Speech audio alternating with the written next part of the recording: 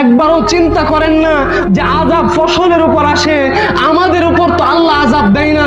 কেন দেয় না আপনি জানেন না? আমরা এত নাফরমানি করি, আমরা আল্লাহর এত নাফরমানি করি। যদি আল্লাহ তাআলা আমাদেরকে শাস্তি দিতেন, কত আগে আমাদের চেহারা বিকৃতি করে দিতেন, আমাদের চেহারা পাল্টায় দিতেন। কিন্তু আল্লাহ আমাদের চেহারা কেন পাল্টায় না আপনি জানেন না?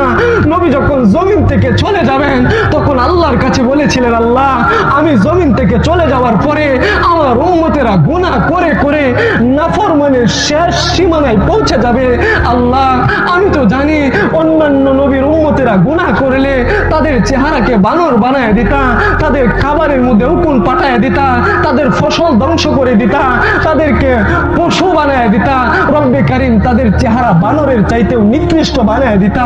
কিন্তু রব্বে কারীম আমার উম্মতেরা গুনাহ করবে, গুনাহ করার পরে রব্বে কারীম আপনি আমার উম্মতের চেহারা পাল্টায়েন না।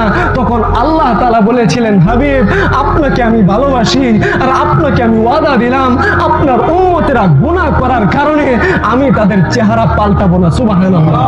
নবীর কারণে আজকে আমাদের চেহারা পাল্টাই না, না হয় কোন দিন আমাদের এই সুন্দর চেহারা বদলায় দিতেন, পশুর আকার ধারণ করতেন। কথা ঠিক না?